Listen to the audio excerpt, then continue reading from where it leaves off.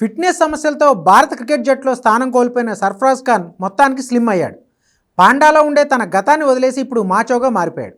బొద్దుగా ఉండే సర్ఫరాజ్ ఇప్పుడు ఫిట్నెస్పై కాన్సన్ట్రేషన్ చేసి ఏకంగా 2 నెలల్లోనే 17 కిలోలు తగ్గి వార్తల్లో నిలిచాడు.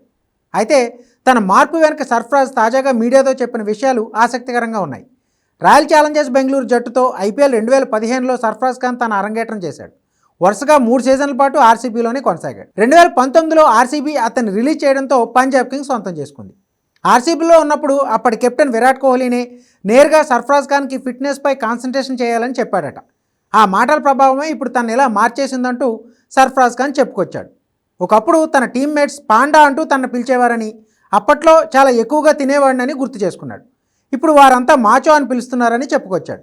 2016లో ఆర్సీబీకి ఆడుతున్న సమయంలో ఫిట్నెస్ కారణంగానే తనను టీంలోకి సెలెక్ట్ చేయలేదన్నాడు.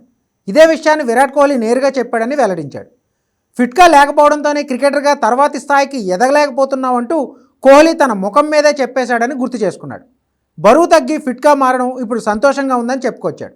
సర్ఫరాజ్ ఖాన్ కఠినమైన డైట్ వ్యాయామంతో 2 నెలల వ్యవధిలోనే 17 కిలోల బరువు తగ్గాడు. బోర్డర్ గవాస్కర్ ట్రోఫీలో చోటు దక్కించుకున్న సర్ఫరాజ్ ఖాన్ ఆ తర్వాత ఇంగ్లాండ్ టూర్లో మాత్రం సెలెక్ట్ కాలేదు. బ్యాటింగ్లో రాణిస్తున్న తన ఫిట్నెస్ కారణంగానే సెలెక్ట్ కాలేదని అందరికీ తెలుసు. గతంలో ఫిట్నెస్ సమస్యలపై ఎన్నో విమర్శలు ఎదుర్కొన్న సర్ఫరాజ్ ఇప్పుడు వాటన్నింటినీ అధిగమించి స్లిమ్గా మారిపోయాడు. అయితే సర్ఫరాజ్ బరువు తగ్గడంలో అతని తండ్రి కోచ్ నౌషాద్ ఖాన్ కృషి ఎంతో ఉంది. తన తండ్రి నౌషాద్ ఖాన్ కఠినమైన డైట్ పాటించడంతోనే నెల రోజుల్లోనే 10 కిలోల బరువు తగ్గినట్టు సర్ఫరాజ్ గుర్తు చేసుకున్నాడు. తన బాడీ ట్రాన్స్ఫర్మేషన్ సంబంధించిన ఫోటోలను సర్ఫరాజ్ తాజాగా సోషల్ మీడియా వేదికగా పంచుకున్నాడు.